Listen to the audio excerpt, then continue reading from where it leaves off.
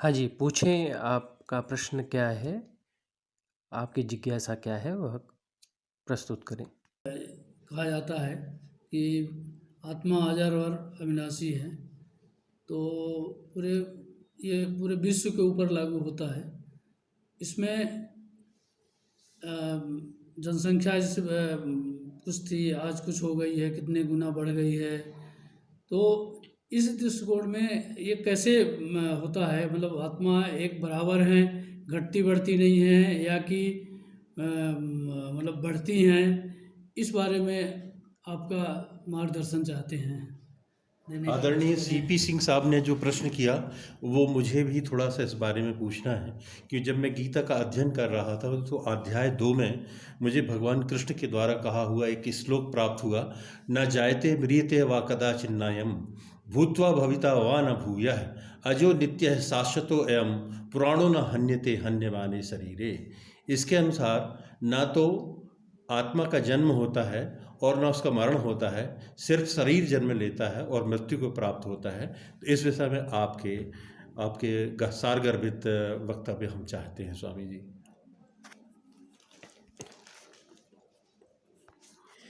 बहुत अच्छा प्रश्न है कि आत्मा की संख्याएँ घटती हैं, बढ़ती हैं, क्या होता है? क्योंकि आबादी तो निरंतर बढ़ रही है, विश्व की जनसंख्या निरंतर बढ़ रही है। तो जिस अनुपात में जनसंख्या बढ़ रही है तो आत्माएँ आ कहाँ से रही हैं? ये आत्माएँ आ कहाँ से रही हैं? ये कहाँ पैदा हो रही हैं? कहाँ इनकी मैन्युफैक्चरिंग हो रही है? जी हाँ, होती भी है कि नहीं। हाँ, ये बहुत गूढ़ विषय है। इसको हमें पूरी तफसील से, पूरे ब्यौरे से समझना पड़ेगा। जब ये जो सृष्टि है, पौद्गलिक जगत है, फिजिकल वर्ल्ड है, जिसमें हमारा सौर मंडल है, गैलेक्सी है, ग्रुप ऑफ गैलेक्सी है, यूनिवर्स है, मल्टीवर्स है, और ये अनंत विस्तार जो हमें दिख रहा है, ये सारा जो है पौद्गलिक जगत है, फिजिकल वर्ल्ड है। जब यह फिजिकल वर्ल्ड नहीं था, मतलब यह कभी पैदा हुआ, जब यह फिजिकल वर्ल्ड नहीं था, तब जो है कोई भी द्वैत नहीं था, अद्वैत था। उस परम अद्वैत में जो देश और काल के पार है, वहाँ पर जैसे विज्ञान भी कहता है कि एक विस्फोट हुआ, बिग बैंग हुआ, हम कहते हैं ब्रह्म का जन्म हुआ, ब्रह्म का उदय हुआ, वही बात है। तो वहाँ जो है उस शून्य से कुछ निसृत हुआ, और वह निसृत जो हुआ वो फैलता चला गया, वो फैलता चला गया। शून्य से उत्पत्ति हुई। शून्य यानी जो अनंत है, असीम है, निराकार है, निर्लिप्त है, निर्गुण है, उससे यह सब जन्मा। उसे हम शिव भी कहते हैं। उस शिव रूप से जन्मा, उस शून्य से, उस परम शून्य से, उस परम शिव से वह जन्मा, जन्मा और फैलता चला गया। ब्रह्म, ब्रह्म यानी हम किसे कहते हैं? ब्रह्म, फैलता हुआ विश्व, द एक्सपांडिंग यूनिवर्स, जो लगातार फैल रहा है, जो लगातार बढ़ रहा है, विस्तारित हो रहा है, उसे हम जो है ब्रह्म कहते हैं। यह जो है इस अनंतता में यह ब्रह्म पैदा हुआ, इस ब्रह्म के हम सदस्य हैं, और यह ब्रह्म एक शैशवावस्था में है, अभी अभी पैदा हुआ है। बामुश्किल 400 करोड़ साल की उम्र है इसकी, यह अभी अभी पैदा ही हुआ है। तो यह तो अभी बहुत लंबे समय तक फैलेगा, क्योंकि यह द्विशैशवावस्था में है। ऐसे ब्रह्म इस अनंतता में कितने होंगे? अनंत ही होंगे, क्योंकि अनंत में आप किसी संख्या को नहीं दे सकते। कोई आनुपातिक गणना अनंत के सापेक्षता में हो ही नहीं सकती। अनंत निरपेक्ष है, किसी प्रकार की सापेक्षता की भाषा वहाँ कारगर नहीं होगी। इसलिए दूसरी बात यह समझी जाती है कि मैं अपने उस पहले वक्तव्य को काट रहा हूँ कि जब कुछ नहीं था। इस अनंत में जो है कभी ऐसा हो ही नहीं सकता कि जब कुछ नहीं था, क्योंकि वहाँ तो अनंतता है। आप किस आधार पे पैमाना लगाएंगे कि किस जगह पे नहीं था, किस जगह पे नहीं था? उस अनंतता में अनंत संभावना है। तो वहाँ पर एक और चीज़ समझने की बात है कि यह जो ब्रह्म पैदा हुआ, ऐसे ब्रह्म जो है यहाँ पर अनंत ब्रह्म है, उसको भी कोई काउंटिंग तो की ही नहीं जा सकती। अनंत में अनंत संभावनाएं हैं और सारी संभावनाएं प्रतिफलित संभावनाएं हैं, सिर्फ हाइपोथेसिस नहीं हो सकती। वो हमारी क्षमताओं की कमजोरी है। तो इस अनंत में अनंत ब्रह्म जो हैं, बल्कि प्रतिक्षण अनंत ब्रह्म जन्मते हैं।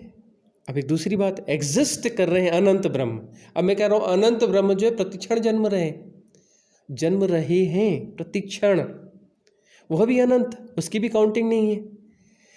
तो यह जो है मेटा मैथमेटिक्स है। ये मेटा मैथमेटिक्स जो है साधारण मैथमेटिक्स से पकड़ में नहीं आ सकता। तो इस शून्य से अनंत ब्रह्म जन्मते हैं। तो अनंत आत्माएं भी जन्मती हैं, ठीक है ना। आत्मा क्या है? आत्मा का तो न जन्म होता है न मृत्यु होती। आत्मा का न जन्म होता है न मृत्यु होती, न आत्मा कहीं आती न जाती। तो आत्माओं का कैसे जन्म होता है? तो धर्म जो है, जो आंतरिक धर्म है, गहरा धर्म है, वेदांतिक धर्म है, वेदांतिक सत्य हैं, वो पूरे द्वैत से भरे हुए हैं। दोनों तरफ से बातें कही जाती हैं। आत्माएं जन्मती हैं और आत्मा कभी जन्म सकती ही नहीं, ना आत्मा का जन्म होता है ना मृत्यु होती है। तो इसको हम समझने के लिए कोई अच्छा उदाहरण लेते हैं। क्या अनंतताएं दो हो सकती हैं? इनफाइनाइट में संभावना है ड्युअलिटी की दो की? नहीं, अनंतता एक ही होगी। दो अनंतताएं असंभव घटना है। इसलिए आकाश अनंत है। इसलिए भगवान कृष्ण कहते हैं पंचतत्वों में आकाश रूप हूँ, क्योंकि आकाश अनंत है, ठीक है ना। तो वह जो है, हालांकि आकाश से भी आगे की पार की स्थितियां हैं। जिस परम की हम बात करते हैं वो आकाश के भी पार है।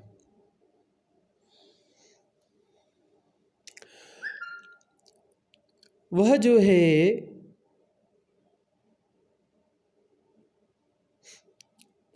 उस अनंत में से, उस अनंत को हम, जो परिधि रहित अनंत है, जो परिधि रहित अनंत है, वह परमात्मा है। और परिधि रहित एक दूसरा अनंत है, वह आत्मा है। तो दो तो हो नहीं सकते। तो अनंत तो वही है जिसमें केंद्र नहीं है। जिस अनंतता में, जिस परिधि रहित अनंतता में केंद्र नहीं है, वह परमात्मा है। और जिसमें केंद्र है वह आत्मा है वही, लेकिन उसमें केंद्र पैदा हो गया है, इसलिए वह आत्मा है। क्योंकि आत्मा तो अनंत है लेकिन उसमें केंद्र आ गया है। तो इसको फिर और समझने के लिए और अच्छा तरीका होगा कि वह जो अनंत है, निर्गुण है, वह परमात्मा है। और उस परमात्मा का एक स्वरूप यह है कि उसमें सारे केंद्र उसमें समाहित हैं। सारे केंद्र का पूरा योग जो है परमात्मा है। लेकिन जब वह अपने आप को पृथकता के बोध से किसी केंद्र के माध्यम से भरता है, कोई केंद्र का विनिर्माण अर्थात यह हुआ कि वह अपने आप को पृथकता के बोध से भर लिया गया। किसी पृथकता का बोध जो है वही केंद्र बन गया। पृथकता का बोध जो है वह केंद्र बन गया। और वह जो पृथकता का बोध है फिर वह विकसित होता है। अब कोई भी एक धुरी बन गई तो उस धुरी से जो भी चीज़ें वहाँ से गुजर रही हैं वो टकराएंगी और उसमें लिपटती जाएंगी, क्योंकि धुरी हो गई। एक नॉर्मली कुछ चीज़ें पास हो रही थी, अब वो सीधे पास नहीं होंगी, वो उससे धुरी से टकराएंगी तो उससे लिपटती चली जाएंगी। तो बहुत सारी गतियाँ उसमें जो है गुम्फित होने लगती हैं। जब वो गुम्फित होने लगती हैं तो वह जो है उसका चेतना का हम उसे विकास भी कह सकते हैं। एक दूसरी दृष्टि से यह पतन है, दूसरी दृष्टि से यह पतन है, लेकिन एक दृष्टि से फिर विकास भी है। पतन तो हो गया, केंद्र की विनिर्मिति के साथ पतन हो गया, और अब जो है उसके विकास के क्रम में यह फिर घटना घटेगी कि उसमें जो है अन्य गतियाँ गुम्फित हो रही हैं। गुम्फित होने में फिर जो है विकास हो रहा है। फिर वो चेतना जो है द्वैत के माध्यम से सृष्टि को समझना चाहेगी। सृष्टि जो है जैसे वह बिग बैंग हुआ, ब्रह्म निकला, उसमें जो है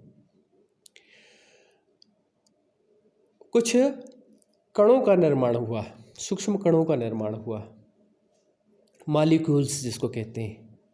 शून्य से सृजित हुए, शून्य में से निकला क्या, और शून्य में से जो कि मेटाफिजिकल, उसमें से फिजिकल जन्मा कैसे।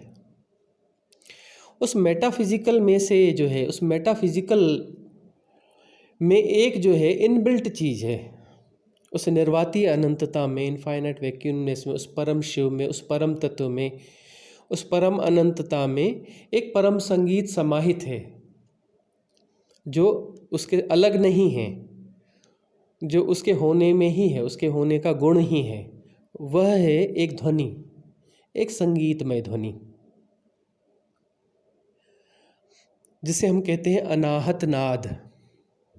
एक ऐसा नाद जो लगातार चल रहा है, लेकिन वह जो नाद है अनवरत चल रहा है, और लेकिन वह जो है कोई कर नहीं रहा है, स्वयं से है, स्वयंभू है। वह उस अनंतता के होने का ही एक प्रारूप है, वह वही है। तो वह जो है त्रिविध है, उसमें 3 आयाम प्रसुप्त हैं। वह 3 आयाम जब जागृत होते हैं तब जो है सृष्टि का जन्म होता है, तब ब्रह्म का जन्म होता है। 3 आयाम उसमें हैं अ, उ, म। ये 3 आयाम है, 3 मूल ध्वनियाँ हैं। इन 3 मूल ध्वनियों से मिलकर ही सारी वर्णमाला बनी है। हिंदी की, संस्कृत की जो है ना, देवनागरी की जो भी संस्कृत की वर्णमाला है, वह उसमें सारी ध्वनियों का समाहित किया गया है, उसमें कोई ध्वनि को छोड़ा नहीं गया है। सारे जो उसमें अल्फ़ाबेट हैं संस्कृत के, वो अल्फ़ाबेट यदि आप देखेंगे, उनका विखंडन करेंगे तो वह इन 3 ध्वनियों के सम्मिश्रण से ही बना है। यानी हम 3 मूल कलर कोई ले लें रंगोली के, एक कलर को मिलाएं और दूसरे कलर को मिलाएं तो एक तीसरा कलर बन गया, दूसरे और तीसरे को मिलाएं तो एक अगला कलर बन गया, पहले और तीसरे को मिलाएं तो अलग कलर बन गया, फिर इसको लें और इसमें से एक कोई मिक्स कर लें तो एक अगला कलर बन गया। इस प्रकार से हम बहुत सारे कलर बना सकते हैं। तो इस प्रकार से 3 मूल ध्वनियों से सारी किस्म की ध्वनियों ने जन्म लिया, और वो जो 3 ध्वनियाँ हैं, उन 3 ध्वनियों से 3 मॉलिक्यूल्स जन्मे, जिसे हम इलेक्ट्रॉन, प्रोटॉन और न्यूट्रॉन कहते हैं।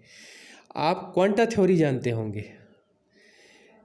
जब हम परमाणु के नीचे जाते हैं, अणु के नीचे, परमाणु के नीचे, इलेक्ट्रॉन, प्रोटॉन, न्यूट्रॉन, ये मॉलिक्यूल भी जो है पदार्थ की तरह व्यवहार कर रहे हैं, पदार्थ की तरह जाने जाते रहे हैं, लेकिन क्वांटा थ्योरी से स्पष्ट हुआ कि ये पदार्थ है ही नहीं।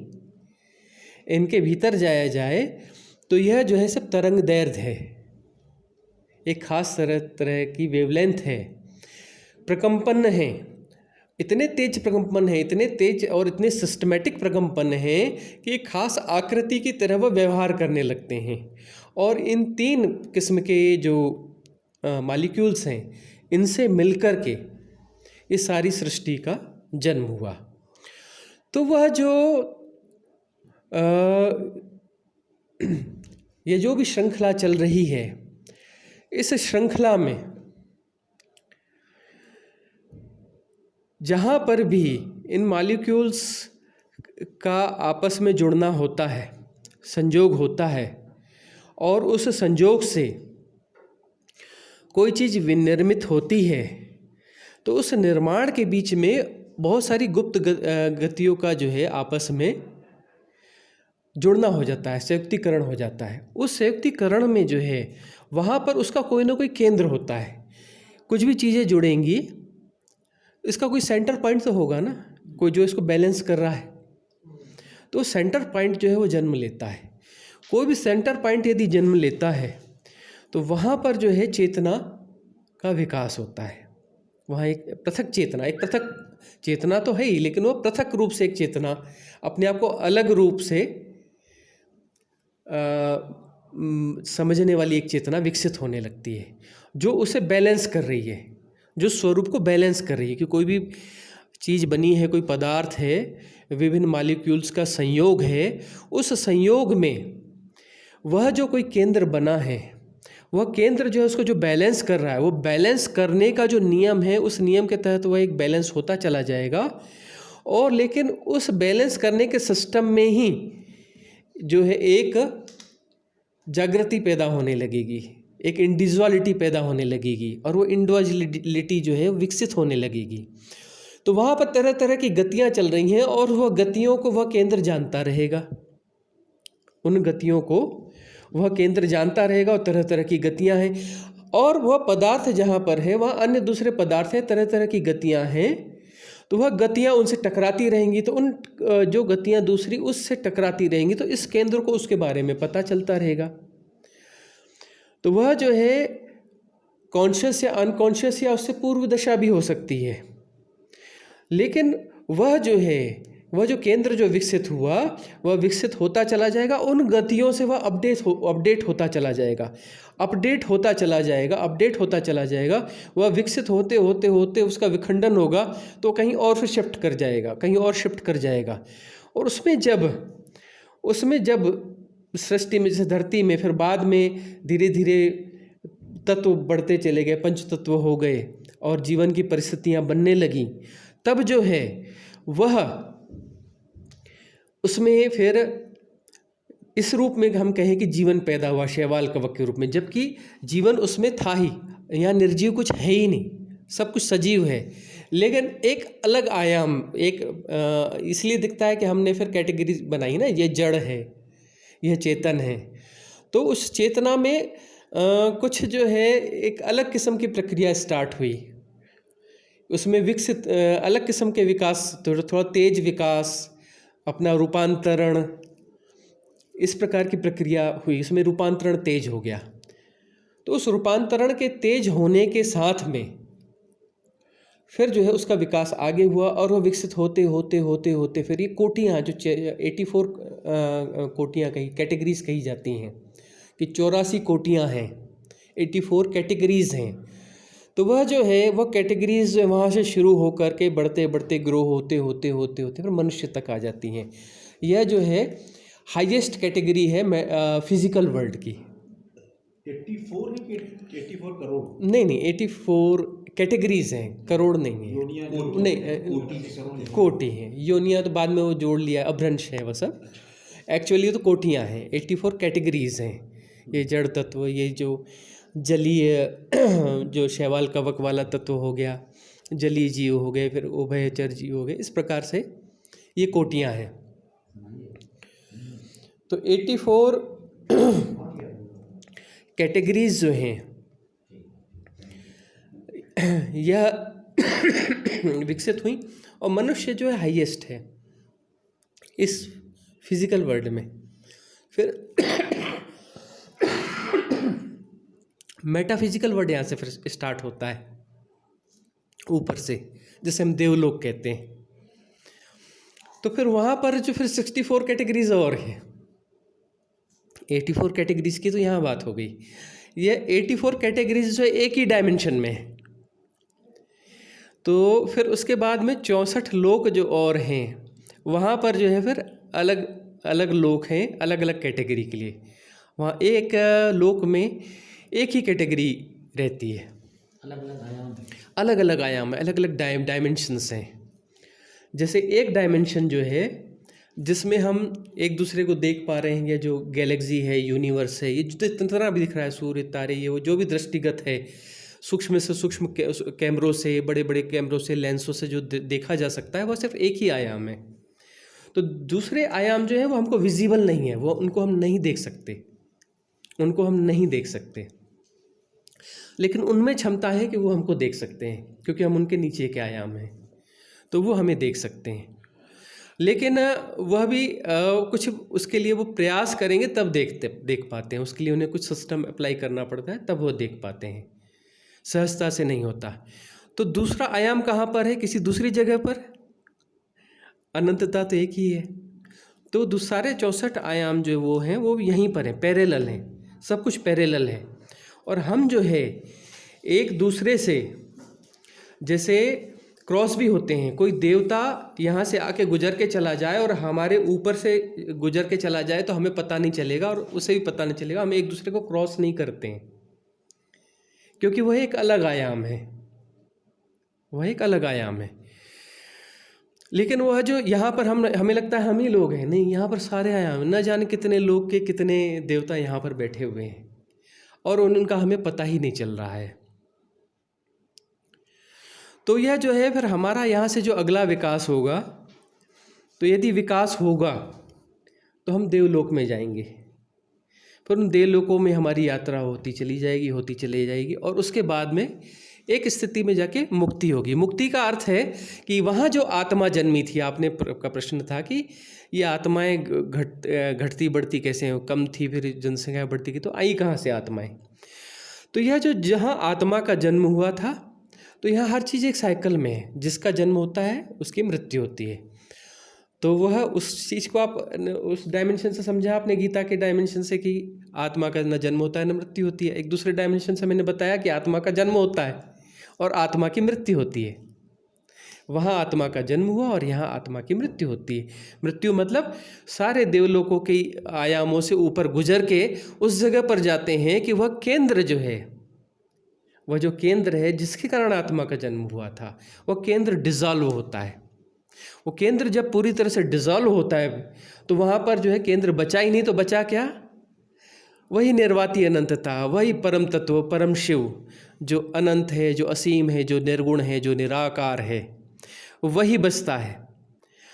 तो उसमें हम कहते हैं ना कि हम परमात्मा में लीन हो गए। तो लीन हो गए का अर्थ है कि हमने अपनी इंडिविजुअलिटी जो है वो डिज़ॉल्व कर दी। तो साधना क्या है? अपनी इंडिविजुअलिटी को जो है उसको डिज़ॉल्व करना है, अपनी पृथकता को डिज़ॉल्व करना है। तो हम जो है अपने आप को बचा रहे हैं, तो इसलिए संघर्ष है, बचाने के लिए संघर्ष करना पड़ेगा, इसीलिए भय भी पैदा होता है। और इस संघर्ष में जो हमारे साथ है उनके साथ मोह पैदा होता है, और उन लोगों को अपने साथ में जो हमको बचा सकता है, जो भी शक्ति, क्षमता, व्यक्ति वो हमारे पास होना चाहिए, तो उनका लोभ पैदा होता है। ये सारी प्रवृत्तियाँ जो है इसी दरमियान पैदा होती हैं। अपनी इंडिविजुअलिटी को, अपनी पृथकता के बोध को बचाए रखने के लिए जो है ये सारा प्रपंच पैदा होता है। और जिस दिन हम समझ जाते हैं कि इस प्रपंच की कोई ज़रूरत नहीं है और जो हमारी पृथकता है इसको डिज़ॉल्व करना, भक्ति के माध्यम से हम क्या करते हैं? हम अपना समर्पण कर देते हैं। यदि सही भक्ति है, परम भक्ति है, तो वह जो है खो जाता है उसमें, इस बुरी तरह से खो जाता है कि वो बचता ही नहीं, ख़त्म हो गया। अपने आप को खोना है, साधना अपने आप को खोना है, चाहे भक्ति के मार्ग से खो, चाहे योग के माध्यम से। योग का मतलब उसमें जाके हम लीन हो जाएंगे, उसमें युग्मित हो जाएंगे, हम नहीं बचेंगे, वही बचेगा, है ना। उसके लिए वो तैयार किया जाता है। और समझ के माध्यम से यह ज्ञान मार्ग हुआ। ज्ञान मार्ग की और बहुत सारी चीज़ें हैं, है ना, प्रकृति पुरुष के माध्यम से समझाया जाता है, या किसी प्रकार से ज्ञान मार्ग में ये बताया जाता है, समझ के द्वारा जो है, ये समझ लो कि यह जो धुरी पैदा हुई है ये एक काल्पनिक धुरी है, यह धुरी वस्तुतः कुछ है नहीं। और जैसे मॉलिक्यूल्स हैं, इलेक्ट्रॉन प्रोटॉन न्यूट्रॉन, वो लगातार जो है बहुत तेज़ी से 1 सेकंड में लाखों बार, कई लाख बार जो है प्रकम्पित हो जाते हैं एक खास वेवलेंथ में, एक शेप्ड वेवलेंथ में, इसलिए वो उस शेप की तरह भासते हैं। वैसे ही जो है हमारा होना भी, हमारा अहंकार भी, वह जो किसी प्रकंपनों का परिणाम है। एक खास वेवलेंथ में हम लगातार प्रकंपित होते रहते हैं, इसलिए लगता है कि हम कुछ हैं। यदि हम स्थिर हो जाएं तो फिर वो वहाँ तो कुछ बचेगा ही नहीं। स्थिर होने के बाद लगता है कि कुछ बचेगा, कैसे बचेगा भाई, वो प्रकंपन है, वहाँ कुछ है ही नहीं, खाली डब्बा है। और डब्बा भी कैसे बोलोगे, डब्बे में तो डब्बा कुछ है, यहाँ कुछ है ही नहीं, इससे प्रकंपन है। और प्रकंपन जैसे ही थम जाएंगे सब डिजॉल्व हो जाएगा। डिजॉल्व हो जाएगा तो क्या बचेगा, जो था वही बचेगा। और जो था यानी जो परम तत्व है, जो परमात्मा है, जो परम शिव है, या जो भी हम इसे नाम देना चाहे। कुछ लोगों ने उसे कैवल्य कहा, कुछ लोगों ने उसे निर्वाण कहा, कुछ लोगों ने आत्म साक्षात्कार कहा। जहाँ आत्मा नहीं रहती वहाँ आत्म साक्षात्कार है। स्वामी जी, हाँ, आपने जो इतने अच्छे से ये वक्तव्य दिया, समझाया, ये काफ़ी बोधगम्य हुआ और बहुत आकर्षक भी था, बहुत सुनने में भी अच्छा था। इसके लिए मैंने एक शेर सुना था, अगर आपकी अनुमति हो तो हाँ, सिर्फ जरूर, 1 जरूर। मिनट लगेगा। हाँ। उसको इसी चीज़ को उसने बड़े सरल शब्दों में और बड़े फिलोसॉफिकल कहने की कोशिश की है। तुम क्या समझते हो, मरने पे मैं मर जाऊँगा? तुम क्या समझते हो कि मरने पे मैं मर जाऊंगा, मिट जाऊंगा? अरे मैं एक बूंद हूँ, मैं एक कतरा हूँ, समंदर में समा जाऊंगा, समंदर में समा जाऊंगा। वाह, बहुत अच्छा। तो जो कतरा जब समुद्र में मिलेगा, समुद्र में मिलेगा कतरा, तो जो है वो कतरा बचेगा? कतरे का होगा क्या? कतरा तो डिज़ॉल्व हो जाएगा, समुद्र बचेगा। या दूसरे रूप में हम कहें कि वो समुद्र हो जाएगा, वो खुद समुद्र हो जाएगा। तो इसको 2 तरीके से जैसे कहा गया ना, कि हम परमात्मा में विलीन हो जाएंगे, या हम परमात्मा हो जाएंगे, हम खुद ही परम तत्व हो जाएंगे। शिवो हम ही शिव हो जाएंगे, है ना। सो हम ही वही हो जाएंगे। अहम जो है विगलित हो जाएगा, लेकिन वह हो जाएगा। और अहम एक कांपती हुई चीज़ है, और वह उसका कांपना जो है उसके अस्तित्व को बनाए रखता है। उसका कांपना उसके अस्तित्व को बनाए रखता है। और वह कांपना बंद कर दे, जिसे हम बहुत बड़ा मानते हैं, लेकिन उसे प्रकंपन के अलावा कुछ भी नहीं है। वह कांपना जैसे ही बंद होगा तो वह अहंकार भी विसर्जित हो जाएगा और कुछ बचेगा ही नहीं। यहाँ समझने लायक एक बात और है, जो 64 देवलोक हैं, अलग और डायमेंशंस हैं। इन डायमेंशंस में भी शुरुआती कुछ ऐसे डायमेंशंस हैं जहाँ के देवता जो है उन्हें वापस इस धरती पर जन्म लेना होता है अपने विकास के लिए। और यदि उनका विकास बेहतर होता है तो वह और भी उच्च देवलोक में जन्म लेते हैं, या उनका पतन होता है तो निम्न देवलोक में जन्म लेते हैं। और सारे देवलोक ऐसे नहीं होते हैं। भगवान बुद्ध इस बारे में जब कहा करते थे तो उन्होंने बहुत सारी श्रेणियां बांटी हुई थी। तो उसमें उच्च कोटि के साधकों को वो प्रेरित किया करते थे कि निर्वाण को उपलब्ध हो जाओ, यदि निर्वाण को उपलब्ध न हो सको तो कम से कम अनागामी तो हो जाओ। तो ऊपर के लेयर्स के कुछ लोग ऐसे हैं जो कि अनागामी की श्रेणी में आते हैं, या आधे, लगभग आधे से ज़्यादा लोग हम कह लें वो अनागामी की श्रेणी में आते हैं। मतलब ये कि उस देवलोक में पहुंचने के बाद में फिर वापस इस पौद्गलिक जगत में, फिजिकल वर्ल्ड में जन्म लेने की आवश्यकता नहीं है। फिर वह जो आत्मा है जिसमें केंद्र बना हुआ है, स्थापित है, इसलिए वह आत्मा है। केंद्र विसर्जित हो गया तो वही परमात्मा है। जिसमें केंद्र स्थापित है तो वह केंद्र जो है, केंद्र ही यात्रा करता है, केंद्र ही आता है, जाता है, जन्मता है, मरता है। और वस्तुतः तो आत्मा और परमात्मा अलग है ही नहीं, बस अलग होने का कारण यह केंद्र है। तो केंद्र जो है अपने आप को पृथक मानता है। तो वह जो है एक स्टेज ऐसी आ जाती है कि वह केंद्र लगभग लगभग विगलित हो चुका होता है, लेकिन पूरी तरह से विगलित नहीं हुआ होता, पूरी तरह से डिसॉल्व नहीं हुआ होता, लेकिन वो क्षीण हो चुका होता है। तो उसे इस धरा पर जन्म लेने की आवश्यकता नहीं पड़ती है। इस धरा का अर्थ है कि ये कोई पृथ्वी एकमात्र धरा नहीं है यहाँ जहाँ जीवन है। इस ब्रह्म में न जाने से कितनी धरतियाँ होंगी जहाँ पर जीवन है। और यह कोई ब्रह्म जो है, यह जो कोई यूनिवर्स कोई अकेला यूनिवर्स नहीं है, तो अनंत यूनिवर्स है, तो अनंत धरतियाँ हैं, अनंत धरतियाँ हैं जहाँ पर जीवन है। तो लेकिन होता यह है कि मोहवशात जिसका विकास जिस धरा पर हुआ है, जिस परिस्थितियों में हुआ है, तो उस कारण जो है वह लगभग उसी धरती पर ही जन्म होता है, उसकी प्रायोरिटी वही होती है, उसका आकर्षण वही होता है। तो उसी धरती पर ही वह वापस जन्म लेती है वह आत्मा।